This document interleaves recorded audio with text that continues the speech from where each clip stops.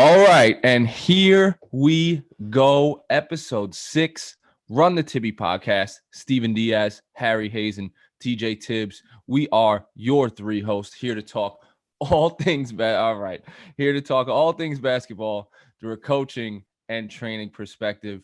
And here is what we have on the menu today. Today, we are going to try to craft the perfect workout. So, the premise: 1 hour, blank slate, high school kid. What are you doing first as a trainer in the workout? Can I ask a clarifying question that I Sure. probably should have asked an hour ago? But are we assuming that we're seeing this person again, or is it just a one-off? How can you provide value in an hour workout? I think we're just going to go like, how are you going to provide value? I like that approach. Harry. Oh, I'm going first? Yeah, go ahead. Okay. So the workout would start, I would start every workout with the same skip warm up that you can see us doing with like Isaiah and them in a million YouTube videos, but it's basically getting a feel for if that person has like a rhythm in terms of ball handling, and just through the variations you would go through in skipping, you not only get a feel for their rhythm, you get a feel for, are they actually a good ball handler? You know what I mean? Like there's two different things between someone who has rhythm and someone who has like handle. Does that make sense? So then after that, am I just running through the whole workout or am I stopping there? Talk about why. Why are you doing that? So I feel like I could answer why. I'll answer why for you. The reason why we do that is because I guess the base behind our workouts would be to like teach a move. And I guess the warm-ups with like the skips and the rhythm stuff would kind of be to gauge what we can do by the end of the workout, like what the kid could handle in terms of ball handling and what moves we could teach them. Hold on. So y'all telling me if I came to your workout and I couldn't skip with the basketball, y'all gonna do less difficult things with me because I can't skip? Well, it's not a matter of less difficult. It's now a matter of this is what's applicable to your skill set. So the workout would probably turn into like, now we have to teach you how to skip and just do like a regular hesitation. Whereas a kid that's super comfortable skipping, you can add you have me for complexity to the 1 workout. hour. You have me for 1 hour and I can't skip. Now you're teaching. You're taking how long to find out if I can skip? And then if I can skip, we're skipping, teaching how to skip. But if I can't skip, now we're skipping to learning how to skip. Is that what you're saying? I'm not. If you think I can follow what you just said, bro, like I got the podcast is over. If you want me to answer that question. Wait, hold on. Skipping is that paramount to you? That Absolutely. if I can't skip when I walk into a workout. So if you got Kyrie Irving, you don't know he's Kyrie, and he walks in and he can't skip because he can't do it, then your workout is changing. Kyrie, what kind of question is that, bro? You're talking about if Kyrie walks in a gym, pick someone else. No, you're 0 for 2 on asking us about skipping. Okay. If Flyrie Irving walks into the gym, okay, and he can't skip, you tell me you're teaching Flyrie how to skip? Yes. I don't understand. Didn't we say that already? No. I'm sorry. I just wanted clarity. You go on with the rest of your workout before I get to jump in. I just wanted some clarity. I'm here taking notes. I'm prepared. I just wanted some clarity. All right. Okay. Anyway, so yeah, in case you missed the last 5 minutes, we start our workouts with skipping, and from there, it'll usually go into like a form shooting progression. Should I get into what that consists of, or? Not really. You don't have to. Yeah, it's just starting close, moving out to basically the 3-point line, taking 2 free throws, and then getting into whatever the meat and potatoes of that workout is. I will say this is a one-on-one workout we're talking about, right? Yeah. Because I would just like to note that if it's a group workout, especially, will usually also put like splitting off the catch. I would say that's also an individual workout. I would say the first thing we go into, I mean, I'm saying we just because me and Steve have run workouts together that our workouts, whether they're individual or not, are usually very similar. But if I'm wrong, you can correct me. But usually the first thing we'll get into as far as like scoring, making moves would be splitting off the catch, just lifting from the corner and splitting to the baseline, splitting to the middle, and we'll work just a bunch of options out of that for 10 minutes. Because I think one thing that's, I don't want to say over taught because that's going to insinuate that I don't think it's really important, but I think teaching kids how to operate out of triple threat, especially the way basketball is played now, might be a little less important than teaching them how to just attack a closeout, if that makes sense. Like, I don't think in 2020, learning how to catch the ball on the wing, jab step, pump fake, jab step, cross step, go left, do whatever, is more important than catching on a split or catching on a run and just learning what to do after that. Because beating the guy on the closeout is pretty easy. It's just not something you're used to doing because I was never taught to do that. I was a kid that was taught triple threat in like the most basic format. You know what I mean? So I could get down with that. I think triple threat is important for protecting the ball, absolutely. like when being pressured and you're kind of letting the play develop. But when it comes to like, I think a lot of people teach triple threat as like Melo, like the way Melo is like in triple threat and he's Yeah. just dancing the whole time. I think that is less important than learning how to catch the ball and just go and attack an advantage that you have created. And this is something we posted. I believe it's from Brian McCormick. And it's just something I thought was pretty interesting. And it definitely didn't make me stop operating out of triple threat in workouts because I still do, because yeah, it is important. But he said something to the effect of triple threat is selfish. And I thought that was really interesting just because if you get the ball, let's say I drove and kicked to Tibbs, and Tibbs is either open to shoot or he's open to just immediately drive and create like the dominoes effect where the defense is now rotating. Tibbs messes up that whole flow if he just pump fakes, jabs, pump fakes, and then gets into like his whole thing. And now the whole flow of the offense is kind of disrupted. So I just think that's why, it's kind of stuck with me that learning how to attack closeouts is a little more important to me than learning how to operate out of triple threat. So yeah, after Tibbs, you got a take on that? Yeah. Or you just want to let him finish his workout? Then you'll address all things. I will address all things and then go into my own workout. All I'm gonna say is that hat that you have on right now is squeezing the life out of you. It's my mother's hat. It's literally not even like, it's just sitting on top of my head. I'm just letting you know because I like what you're saying, but it's a little garbini for me. But go ahead. Because of the hat or because of what I'm saying? Or both? Because of what you're saying. No hat, but the hat don't help. Hat don't help, Pop. They don't. It's garbini. All right, you done with your workout, Pop. It's my turn.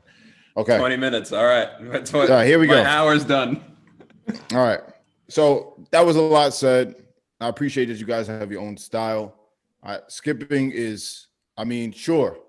I don't understand the point if we have a kid for 1 hour for one time, how if they can't do one particular skill, our workout changes.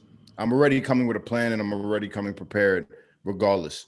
So let's just say we don't know anything about the kid. They're in high school. I think it's more important to evaluate and to give a foundation for kids to evaluate themselves, because I think the 1 hour is set up to give feedback more than it is to teach them something. Because sure, you can spend your time teaching them something, but if you're only going to have them one time, or like in the training world, somebody's coming to try you out, what do you do, right? And I'm sure we'll get into it. Do you break out all your tricks? Like, are you there to impress? Are you there, but whatever. So getting into a 1 hour workout, I really want to do a bunch of foundational things that I believe in to see where they're at with that, and then to give them verbal feedback about that so they can take this home and do it on their own. I wouldn't want to give them anything that they couldn't execute on them by themselves, if that makes sense. So the level of complexity, I don't want it to be there. Yep. So the first thing I would do is just stationary ball handling for a couple of reasons. Ball control, yes, but to challenge them to do a couple of different things just to see how their overall ball control is without moving, without worrying about their feet, and also just to warm up their forearms, warm up all things that we need.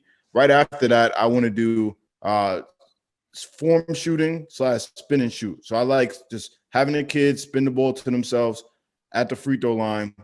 If you're righty, stepping in left, right, and just shooting. Step it in left, right, and just shooting. If you're lefty, step it in right, left, and just shooting. That's a big thing for me. One, because you can see their balance. Go ahead. You want to jump in? This is a great coach workout. I just okay, Boomer. Okay, Boomer. So anyway, I'm getting back to my point. Wait, what's that? Is Mike and Drill next? No. And then we'll get into jump stops, and then just jump stops, no shooting. No. I don't want to. Nah, Mike and Drill is good. It was. Just, here we go. So just an old person joke, but we're gonna spin the ball and shoot. I want to evaluate their, if they dip, if they don't dip, where their power is coming from, their form. I want to, evaluate the upper half of their body. Remember, you're not working out Bob Cousy. Okay. Rapid fire question: are you a proponent of dipping, or do you tell kids to keep the ball at their chest when they shoot? I'm not a proponent of the ball going down, especially when working with younger kids. But working with older people, if they do that, just be more efficient in your movements. So younger kids, ideally, no dip. But if you get older and you dip, then how can we make that a little bit more efficient? Oof. But we disagree. I couldn't disagree more. Yeah, I knew that was a we disagree thing. That doesn't happen every day now, especially on this podcast. I could not disagree more. You want to get into that, or can I get into the rest of my workout? All kids naturally dip. It's just the way it works. Kids aren't strong enough. It's just the way it goes. No kidding. Yeah. But are you training? And we had a live one day, me and Harry, we had a live where somebody said, yo, we're training our kids to be killers. We're training them for the next level. So are you preparing kids because all kids aren't strong enough and they chuck the ball from three? Is that okay to teach a third grader to shoot from three because he's going to chuck it? Or are you teaching them to shoot from closer so they can maintain some sort of form?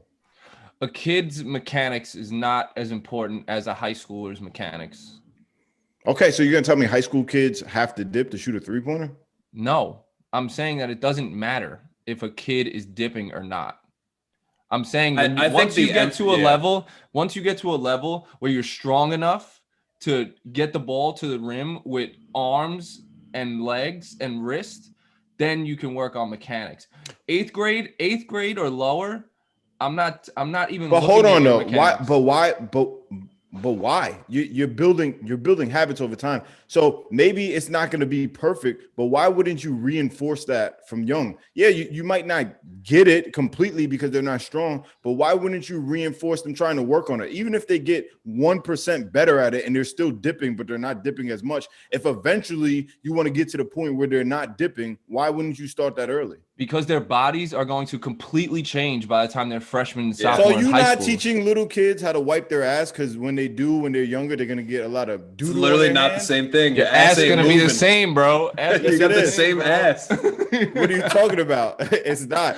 So you're not teaching a kid how to wipe their ass when they're in third grade because they might get a little doodle on their hands, and you're waiting until they don't get doodle on their hands to teach them how to finally wipe their ass. I'm gonna not participate in this. Because you're probably one of those people who can't wipe their ass. Tibbs, you got doodle on your ass right now, bro. It's crazy, man. This is crazy. Real quick, shout out to Classic Valley, the line, Chris Valentine, my cousin, the hat. Hold on. Classic Valley. Shout out to Blueprint Basketball Academy. You feel me? Shout out to my guy, Blue Cheese Steve. But I'm getting back to my workout, man. Can I just say something? Can I say something? Yo, I interrupted you. No, you can't say something. I interrupted you to ask you a question about your workout. You interrupting me to break up my point. I know what y'all did. Y'all was on Twitch or Discord before we got on this, and y'all was like, how are we gonna ruin Tibbs? Tibbs keeps winning all these episodes. How are we gonna ruin Tibbs? Let's just run a filibuster and let's just interrupt him every time he's trying to talk. We not doing that. We not doing that. We not doing that. I'm getting through my workout, and then y'all can say whatever y'all want to say, all right? Because y'all arguments right now is Steve hats. It's straight garbage, okay? That's all I want to know. And it's your hat, too. His hat is garbage because of sanitation, but your hat is garbage because it's a garbage hat and because it don't fit on your head. I'm my mother's hat right now. I don't care whose hat it is.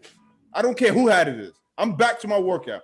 So we doing spin and shoots. After that, we doing one dribble pull-up shooting. Because I want to see their form and I want to see how different it is when they're going in and shooting one dribble. This is the most passionate anyone's been about one dribble shooting ever. I'm tight. I'm big tight right now. All right. But for real. After that, we're going to do some freestyling in the pull-ups. And what I mean by freestyle is putting the kid at some point, half court, some point further away from the three-point line, and just tell them to do any move. Any combo move, any move that they want to do, and having them do those moves and seeing how they collect their feet to pull up, because doing different moves may require different footwork. Then I say, okay, freestyle. And then at the end of your move, create space. So are they stepping back? Are they stepping to the side? What do they think create space is? How do they do that? Biomechanically, how does their body do it naturally?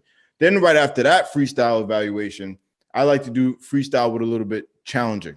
So I'll stand in front of them, have them the same rules, come and do a combo move, whatever. You got to do 2 moves, and then you got to pull up for a jump shot. But now I'm giving them a 4 or 5 letter word to spell at the same time. And then what you see over time is you start to see some habits. So as they're spelling these words, go ahead. You call timeout. Go ahead. If I would have said break out a prop, if I would have said, yo, we're gonna do hopscotch. Diaz, you go, and then I got something. You did not get on this podcast, bro. You did not get on this podcast and just say that. You did not say that. God doesn't like cones, but he wants to put a spell. There's no way. There's no way, bro. There's no way. Yo, bro, seriously, if you didn't prepare for this, just say you didn't, bro. Dead serious. Mad notes, Pop.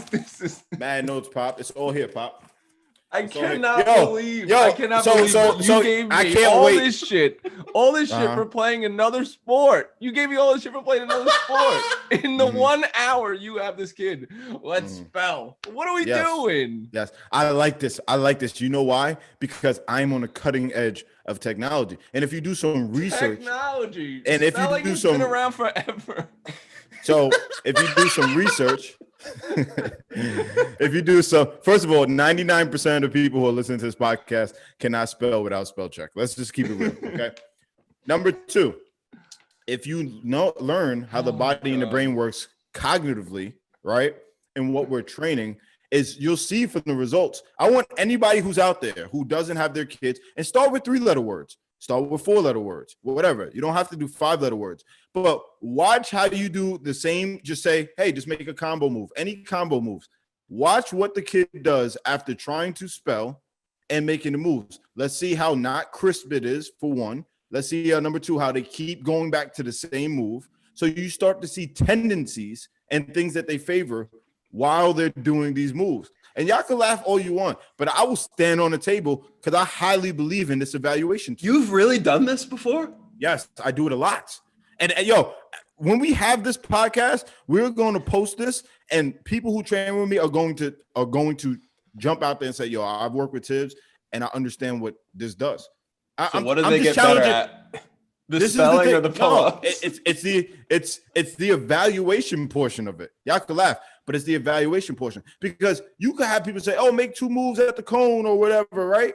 And they'll make moves, but they'll never do it in a game, because when they're under duress and they have to think or they have to react, because you're eventually training how to react, right? Or how to anticipate, how to read, not read spelling. Don't even jump into that, but how to read foot placement, all those things. But you have to keep your mind occupied. If you tell the kid, all right, I don't want you to dip on this next time, now they make a combo move. It's BS, but because they're really just worried about the dip. So now the combo move is suffering. So if you add spelling to when you're doing some combo moves or dribbling moves or anything, it just makes it a little bit more complex, and it makes them to have to do it naturally. They can't just focus on the move.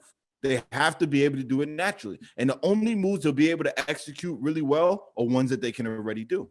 And that's how you evaluate where they're at with their ball handling. All right. That's episode 6 right there. Run the Tibby podcast. And the last thing at the end we're doing is deep shooting or something challenging that they're going to fail at. So deep shooting, because we already did some spin and shoots from the free throw line just to see their basic form. But deep shooting, because what is their deep shooting form? Because it may have to be a little bit different. Most kids should be shooting on the way up when they shoot deep, because they have the weight transfer to be able to get the ball there consistently has to be a little bit differently. Some people are strong enough to shoot the same way deep as they do for mid-range, but a lot of kids cannot. So I want to see how they even try to shoot from deep. So if they're in high school, that may be college range or might even be NBA, depending on how good the kid is at shooting. But I want to be able to see them shoot and give that feedback. Go ahead. I can get down with that. That was a good comeback. So that's an hour? Like all that is an hour? Yeah, I actually have minutes. I know we didn't get into how long you do each. I think that would just take too long to talk about, but right. You're stretching each of those portions out to be an hour. And I think that goes into philosophy in general. And it's not about me being a coach. It's about what am I trying to accomplish with a kid that I may not see again. And most of it is evaluation for me. It's not teaching them something. I can teach them something without teaching them something by evaluating them and giving them feedback. So, yeah, I could work on one move and get something accomplished that whatever we all agree on as a basketball community is the most important move or something to have. But in an hour, realistically, you're not going to get them that much better at that. So I need to give them a foundation of something that they can take home and they can evaluate themselves, because I think that is the biggest thing. I think if you're a trainer and your clients become too reliant on you that you're not doing your job as a trainer. And that comes into philosophy because it's a business. I say it all the time. So as a business, you need them to come back, right? But if you're that good, then what you're getting paid for are not the drills. It's not what you're teaching them. It's the feedback. They're paying you for the feedback. So you have all these drills to implement things so that you can give the feedback. Because anybody, and that's the thing when we talked about the cones, the rip cones and Micah and all that stuff, and Micah intends to use it a certain way, and he teaches people to use it a certain way, but everybody doesn't do it the way that he does because he invented the actual tool or prop, right? So you can watch anybody run a workout, say, I want to do that drill, but you're not going to do it as good as me. So I'm talking about the spelling, right? And y'all laughing because y'all think it's funny, but I'm encouraging people to do that. But also at the same time, I've been doing this for so long that I actually know the cues of what to look for when the kid is spelling the words. And on top of that, it's fun to do for kids because it's challenging and it's a little quirky and it's a little goofy. And it's like, oh, you got a 11th grade kid in your workout that's having a hard time spelling dog as they're doing a move. That's something to laugh about and kind of lighten the mood about it, because basketball should be fun, but it's also challenging. I don't even know what to say. But one thing I do want to touch on what you said is the concept of, and this is kind of just the reality, especially in New York City, where if you're not a full-time trainer with a gym, you really don't know sometimes when you'll see a kid, especially if it's not the summer and a park workout isn't really a thing.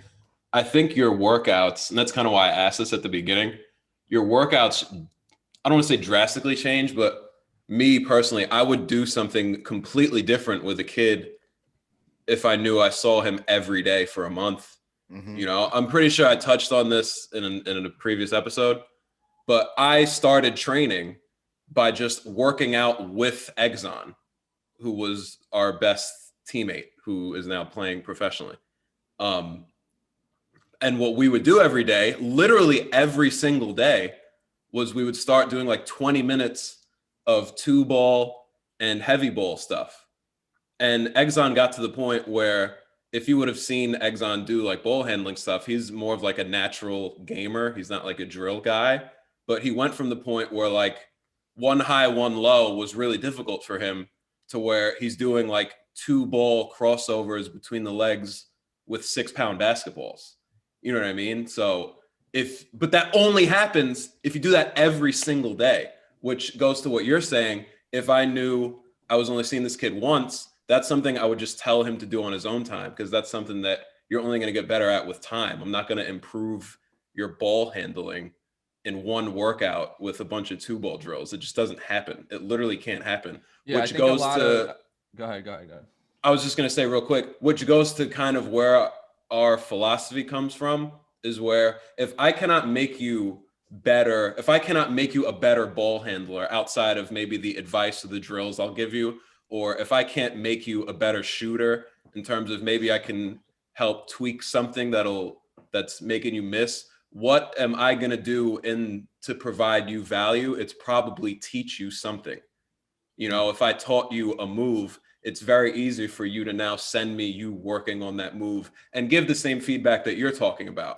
Whereas the other realm of, hey, I showed you all these drills, you're just going to send me you doing the drills, and I'm either going to say, oh, you're getting better or you're not, you know? So that's kind of where I think teaching became an emphasis for us. Yeah, I think a lot of people think that you go to a trainer, you work out for X amount of time, and it's like magic. You're suddenly just better at basketball. But I forget which trainer I was listening to on a podcast, but they said something like you have to treat it like you're a doctor or something like that. Like, and if you can't see a person or if you can only see a person for a limited amount of time, then these workouts are just like checkups, where it's like you give somebody feedback on what they're doing or how they've been doing, and you give them stuff to take home with them. And at the end of the day, no 1 hour workout in a week is going to make you better with a trainer. If you build on those things and take those things home and keep improving on whatever you're talking about or the feedback that the trainer is giving to you, then you will get better. But at the end of the day, it's on you to get better. I could tell you all the things in the world about you need to dig more on your right, get your left foot stuck in the ground and really dig and plant your right foot. You could say all these things in an hour, could give you a million gems in an hour. But at the end of the day, if you don't get the reps in at home, then there's really no point. Yeah. If you don't mind, I was going to finish my workout. Sure. Because I only got about 20 minutes in. But the rest of that workout is usually going to consist of whatever that thing we're focusing on. More often than not, it's something relating to a skip. And I know we spent the last episode talking about the negatives of phones, but I think that 30 minutes is where the phone is a crucial tool in improving somebody, because you can film everything they're doing. And if you know exactly what you want out of that person, especially if you come pre-prepared with film of people doing that thing successfully, you can break down every small detail just by filming them, showing them what they look like, showing them what someone else looks like. And then that's something, more often than not, if I spent a lot of time filming a kid during a workout, they're going to ask for that footage. You know what I mean? They're going to ask for you to send them that so they can watch it. And now, once again, I think we all are touching on the same point, that your workout has to provide some sort of value at home. That footage is now what you are providing at home. And now you have talking points and reference points for hopefully your future workouts. So that's what the next kind of 30 minutes would be. And I think the last 10, I think, is usually what we would dedicate to like spot shooting. If it's a group workout, that usually would shift to like playing out of the situation we're working in, trying to force the move that we worked on. But one thing I think when we do spot shooting, it's more focused on being able to shoot on balance with different types of footwork, as opposed to let's just get as many shots up as possible and get out of here. Because again, like, I'm not making you a better shooter in one workout. Like, I'm just not. But one thing, especially with little kids, I know we're we haven't specified the age, but I think with little kids, and you talk to parents before workouts a lot, and they'll say, I want him to be a better shooter. I'll literally tell them like, yo, I can't do that today, because if I see him again in a year and he's 3 inches taller and you put him in a weight room, like, you're a completely different human. Your jump shot is going to look completely different. So I'll usually tell people, yo, from the waist up, I'm not changing anything. But the one thing that you can work on, even on a soccer pitch, is your footwork into your shooting, because that's something that's going to remain consistent throughout however long you play basketball, you know. Oh, So but when I said spinning and shooting and one dribble pull-ups, but because you said your footwork into your shooting is two different things, though, right? So ideally, we're saying the same things, but the way I'm communicating isn't cool enough, so it wasn't valid. Exactly. Okay. No, okay. Just making sure we're on the same page. Okay. Tibbs, I gotta ask you a question. Hold on. Mm-hmm. This is going back to the spelling thing. So I have no problem with spinning and shooting, by the way. Yeah, no, that's fine. It was just spinning the ball. Spinning the ball. I know. Yes. Yeah. Okay. I'm just making sure people know. We're not doing the Yes. KD Steve Nash spin shoot thing. No, not that. Shout out to the Gleason family, because they're a family I met at Lehigh. Got to coach Emma, and they work out with the I'm Possible guys in Jersey. And one thing Emma always said that I thought was interesting, because I would ask her, you know, you see the wild stuff getting critiqued on the internet all the time. And I think one thing that gets lost is like, well, what do the players that are doing these workouts think? You know what I mean? Like, you never really hear their opinions, because it's the adults that have the strongest opinions, especially if you're in the training space. And the one thing she always said was like, yo, it's mad fun. Like, it's really chaotic. There's a lot of stuff going on. It's super challenging just to do some of these things. Do you think that in the same way that you're talking about, where the not being able to spell dog makes a workout a little lighthearted and fun, do you think that is something that matters in a workout? Do you think a more like a super intense, like I'm pushing you to run through a wall, is a more effective mindset to go into a workout, as opposed to let's get the most out of this kid and try and put a smile on their face? It's balance. Kids don't know what they need. You need to give it to them.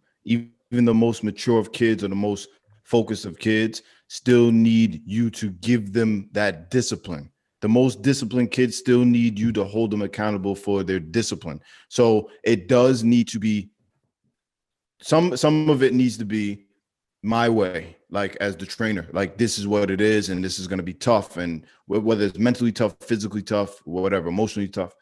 But there does, because of our generation of kids and how they are, and they're grown and improving in so many ways, that their attention spans are very, very short. So if you're doing things that are monotonous, and being good is being really good at boring. And a lot of kids can't grasp that concept, because anything that's boring for 3 seconds is getting swiped right through, or tapped right through, depending on what social media you're on. So you need to find a way to be creative and work on things in creative ways that accomplish the same things, because you can't come in with the same bland workout. There are only professionals can do the same things over and over again and understand the importance, because they're at a certain level, and they have a certain level of discipline and maturity for their age. But when you're working with high school and below, or even college and below, that's why, like, to an extent, like, you know how I feel about a lot of these props and things like that. But I understand at the heart of it what it's meant to do. It's meant to throw some fun or some stuff in there. But also, where I have a problem with it is it's creating trainers, quote unquote trainers, that are just throwing stuff out there and have no plan or no philosophy. So I do think there needs to be a balance. With some kids, they walk in and they just want to run around, shoot from half court and everything. Well, you need to rein that in. You can't just perpetuate that by sprinkling out all these cones and pick this. You can't do that. Some kids, they take everything so seriously, and they're so hard on themselves, and it needs to be a little bit lighthearted. They need to learn how to do that. And I think that's where it gets into philosophy And my philosophy, or what my philosophy would be as a trainer, and I've trained kids, but I don't consider myself to be a trainer. I think knowing who you are is the most important thing. So my philosophy is I must see you twice a week. I don't care if I'm doing sessions for an hour or 2 hours. I'm not seeing you. I'd rather see you for 2 days, 1 hour a day, than 1 day for 2 hours. I need to see you 2 separate days in the week. Otherwise, I don't want to work with you if we're trying to get better, right? I need to see you 2 different days in the week. And with that, trainers need to balance affordability, right? So it's a business. So how do you balance that? Well, you know your prices as a trainer, but to me, you're way more of a business and less of a craftsman if you are pricing people out from coming twice a week. So if you're pricing people out, then you're more worried about the business aspect of it and less worried about the craft. And somebody like me, I can't get down with that. Even though I understand the business, there's a way to balance that without being greedy. Another thing is I don't believe in one-on-one workouts for kids, and that's high school and below. I don't believe in them at all. The only things I think should be taught one-on-one, or is if you're working on somebody's shot, because you need a lot of time to really work on the intricacies and give feedback, and you and that person, and we're just shooting. We may be dribbling in the shooting, but I'm not worried about that. I'm worried about how we get into your shot and different things. And me personally, I tell any parent, I am not fixing your kid's shot. I do not see your kid enough. We don't have that much time.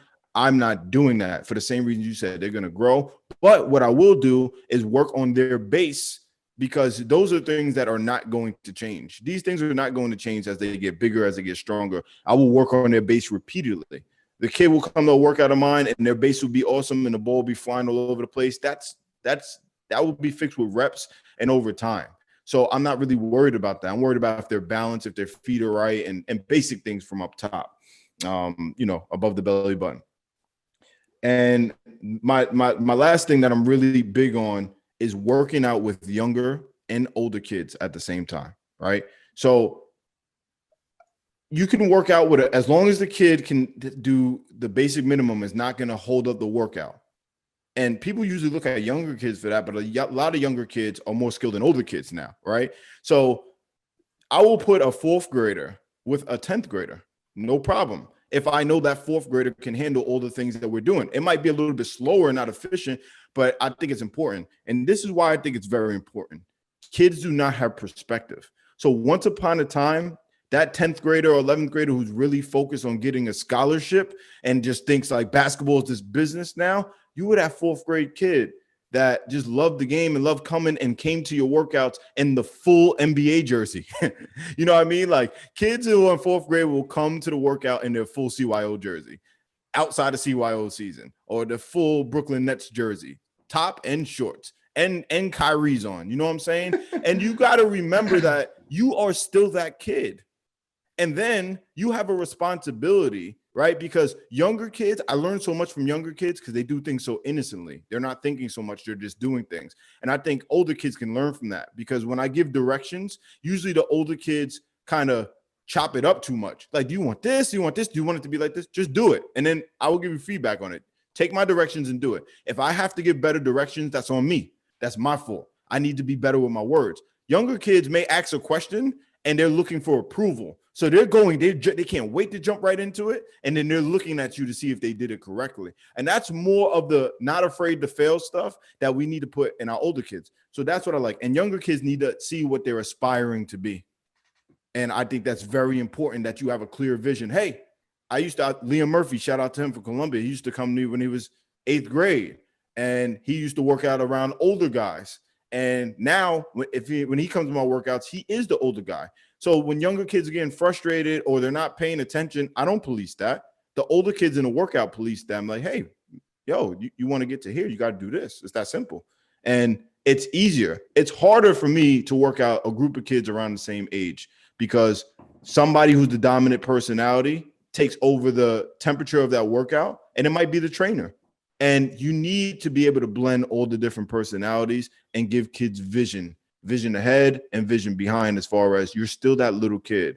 And that little kid is nice, and that little kid is going to push himself. If you really think what he's going to be, mom, not because he can do all this dribble stuff in 4th grade. But if you really think he's going to be something, I can tell you in 4th grade because of how the kid approaches the workout, not because your parent brings him to a workout 5 days in a week. I think it also gives the older kids an opportunity to lead, right? So if you have an older, like a 10th, 11th grader that is shy and doesn't really like to talk a lot, and then you have this 4th grader who's nice and who you could tell is locked in the workout, and the 4th grader asks a question, you as the trainer, you could be like, yo, you answer the question. You know what I'm saying? Like, exactly what we're talking about. So give that kid an opportunity to be able to communicate his words and see how he leads. Can I disagree with Tibbs? Go ahead. What?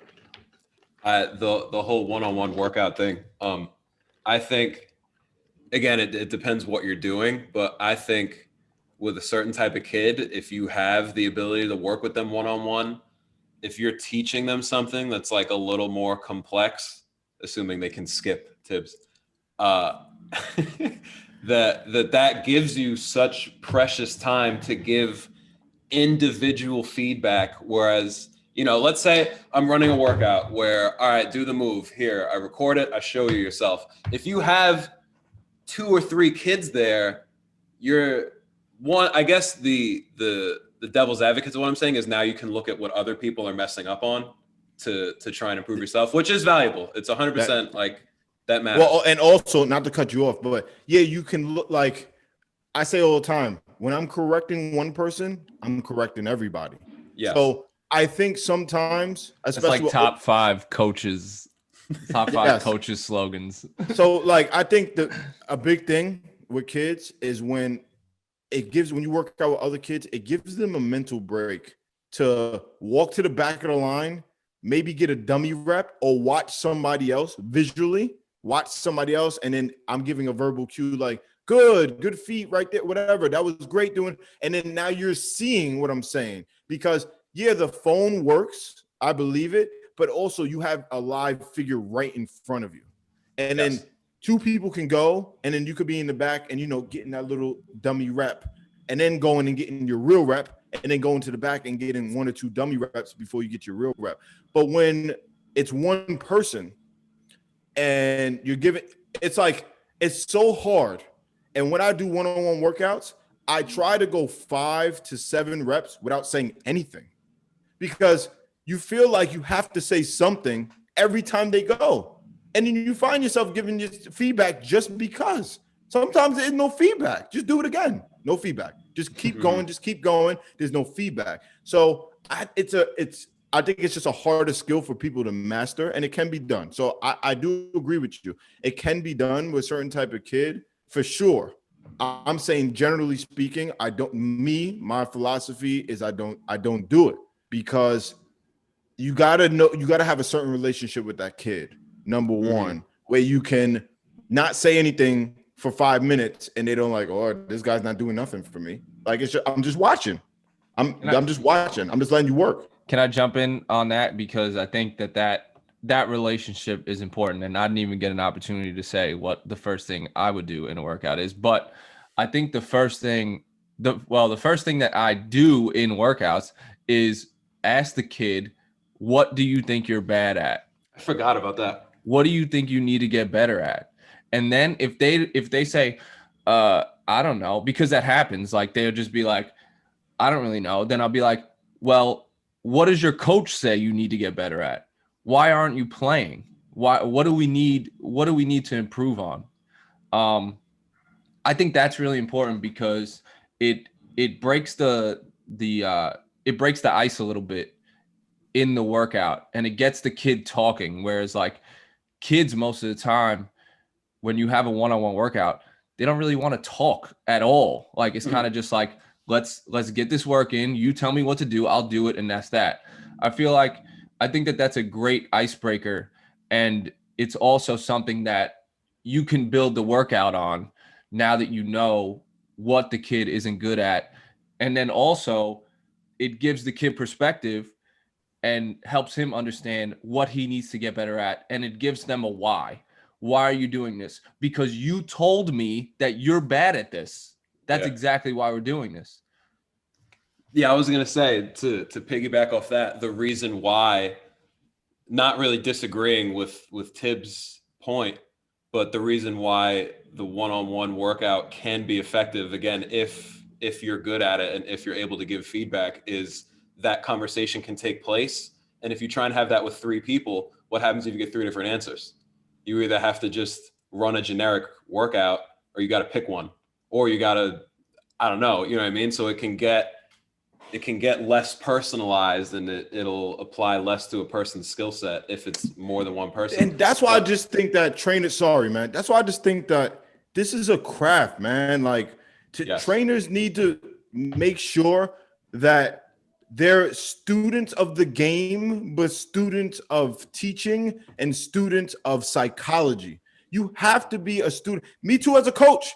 The biggest thing during quarantine and this corona stuff and being away from the game, the biggest growth I took was not X's and O's, and that stuff doesn't really change. Like, stuff gets better, but everybody sees the same stuff and steals for it. It's the psychology of the human, and humans are constantly changing, especially kids. Kids are changing all the time.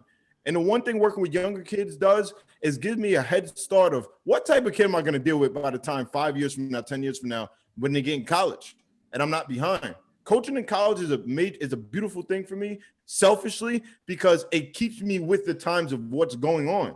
Like, yeah, I'm young now, but what's young? It's a perspective, right? So I'm around these kids all the time, and I'm turning into one of these guys that, like, yo, this music is garbage. Like, I'm turning into one of those guys. Like, you know what I mean? But it's exposing me to different things and exposing me to why people believe and what they believe. Trainers have to be craftsmen. Coaches have to be craftsmen, and not just about the craft of basketball, but about humans and how they operate, and how every situation is not a cookie cutter, and how you have to walk into a practice, a training session, a workout, super prepared with as much information as possible. And the more you work with a kid and kids, the more information you get from them and gather and can use for the next workout. That needs to happen. There needs to be a 15-minute buffer when possible. It's hard to get gym time in between workouts just to talk to the kid. Whether it's about the workout or whether it's about, yo, what's up with school? Yo, I seen you posted that bad fit on Instagram. Like, there needs to be that time of not just one kid in or one group in, one group out. And I know that's ideal and everybody's fighting for gym space and things like that. But when you can, there needs to be, and parents need to understand this. And this needs to be shared with parents. You need to hold coaches, myself, trainers, Steve and Harry, super accountable for not just teaching your kid how to bounce a basketball and shoot a basketball, because that is not why your kid is good. It has more to do with what's in them, what's being developed in them, and how they can get over obstacles and not jumping over mats. I'm not talking about that. So it's a craft. It's a craft in all levels of it. I'm more happy that you're passionate about this than about spelling. So I appreciate that. Can I end just on my and possibly our training philosophy? Sure. I just think, and another trainer, J.R. Levy, shout out to you if you're listening, calls me the other day and I think this is crazy, like that another trainer can ask me what they think about their workout. Like, I think that's pretty cool. And he was like, there was like a lot going on. It was when I was like, oh, we're doing 2-ball this, and then you're going into 3 moves, you're going into a pass to me, kind of like the thing I said 3 episodes ago that, like, I'm not a fan of. Mm-hmm. And he was like, well, I'm doing this because it'll increase your mental ability to process things in the game. And I was like, my answer, which kind of made me think about, like, this is my philosophy, like, there's really no hard evidence about that. You know what I mean? Like, there's no evidence that would improve your mental capacity more than just playing basketball, which made me say to him, if there's no, and not to say I'm the trainer that's like, yo, I need to be able to post something of, yo, look at us in this workout, and then you did it in the game, oh, run the city. Like, no, it's not that, but there should be some evidence that your workout has translated to something positive in a basketball game. And if you can't identify that, then I don't really know what you're doing, if that makes sense. No, I think that makes a lot of sense. Should start a challenge. show me your moves, not all moves. Show me what you're doing and show me footage of that person doing it in the game. Yeah, like when Caleb Crawford. Hold on. And I think this goes back to building a relationship with a kid, because I hadn't spoke to Caleb probably since the last time I worked him out, which was a long time ago. And he messages me out of the blue in quarantine, and he's like, "Yo, we haven't talked in a minute, but I really appreciate you for putting this into my game." And he sends me a clip of him head faking the life out of somebody, and that I now have a, not to get like super deep on it, but like I have a connection to that kid. You know what I mean? And that's something that can spark a conversation, and whenever, you know what I mean? And I just think that's really important. Yeah, I think that stuff is kind of like why you do what you do, to hear or see that something that you taught somebody is being used or is beneficial to that kid. But I think that that stuff like, do stuff that you can only do in a game or whatever you're talking about. I think there's a time and place. I think that everything has to. I think that there could be an equal balance of, you're hyper focusing on something else like ball handling. Obviously, you're never going to dribble 2 balls in a game, but we all know that 2-ball dribbling is something that will improve our ball handling. Yes. But that's not what I'm saying though. I'm not. Those are tools to work on skills, right? To work on things that can help you get better at now putting moves or whatever into your game.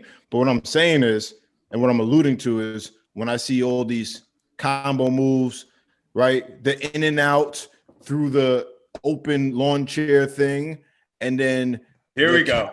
And then the Kaepernick on the med ball that's on the ground for the pullback. And if you don't know, it's the kid's taking the knee on the snatch. It comes back. And then pull back. I just want to see one of them do it in a game. I want to see one of them do it in a game, man. And we all need to have conversations, because we have, and this is a life thing, we all have extreme views one way or another. We get an opinion and a view, and we tend to just go all the way with that. And the sign of true intelligence and growth is when you get new information and then you go, you know what? Like, I still feel this way, but I need this.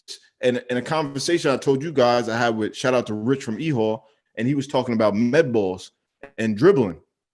And I was like, oh yeah. He was like, it helps to strengthen the wrists and the muscles in your hands and stuff like that. I was like, for sure. I was like, do you just do it stationary or do you do it on the move? And he was like, nah, I don't do nothing stationary.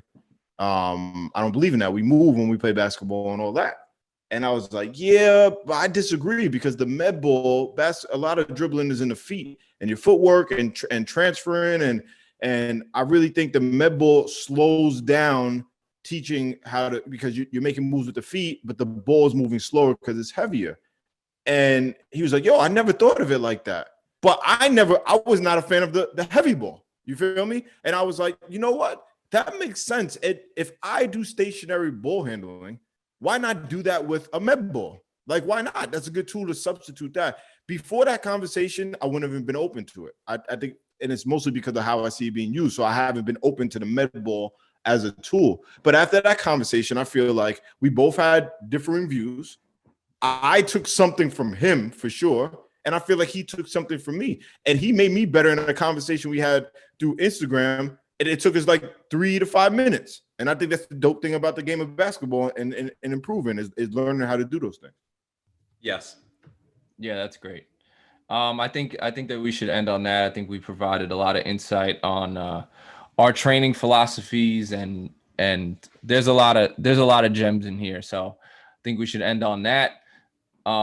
That's a wrap.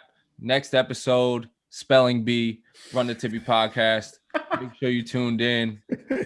Spelling Bee while you're dribbling a soccer ball for the next episode. And that's it.